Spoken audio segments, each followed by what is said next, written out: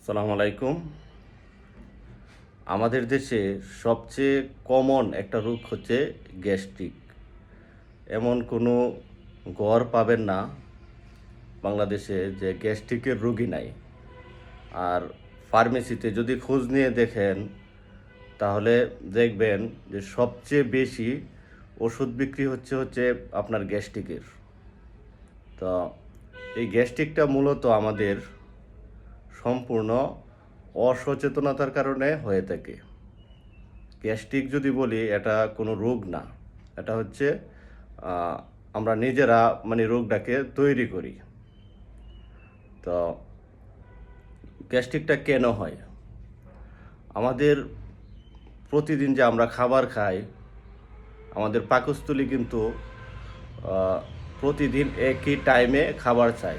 যেমন আজকে সকালে যদি আপনি 9টা বাজে খান, তাহলে আপনার পাকস্থলী আগামীকাল ঠিক 9টায় খাবার চাবে।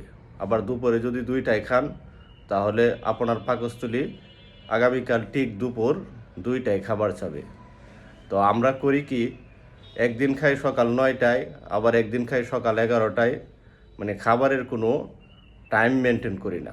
যার কারণে হচ্ছে আমাদের পাকস্থলী যখন খাবারটা চায় তখন খাবারটা না পাইলে ভিতরে আপনার অ্যাসিডিটি বা গ্যাস তৈরি হয়। এটাই হচ্ছে আপনার গ্যাস্ট্রিক। আর এটা যদি আপনার কন্টিনিউ এরকমভাবে চলতে থাকে, তাহলে একটা সময় এটার আকারটা একটু তীব্র হয় এবং গ্যাস্ট্রিক থেকে আলসার পর্যন্ত হতে পারে। তো গ্যাস্ট্রিক আপনার যদি যাদের হয়েছে, আপনাদের যাদের গ্যাস্ট্রিক হয়ে গেছে, আপনারা কিন্তু ইচ্ছা করলে ওষুধ ছাড়া সম্পূর্ণ কয়েকটা, বেশি না 2-3টা নিয়ম যদি আপনারা ফলো করেন, তাহলে গ্যাস্ট্রিক থেকে সম্পূর্ণ মুক্তি পাবেন।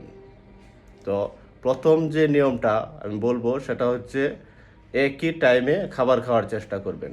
যদি আজ সকালে আপনার 9টা বাজে খান, আগামীকাল ঠিক সকাল 9টায় খাবেন।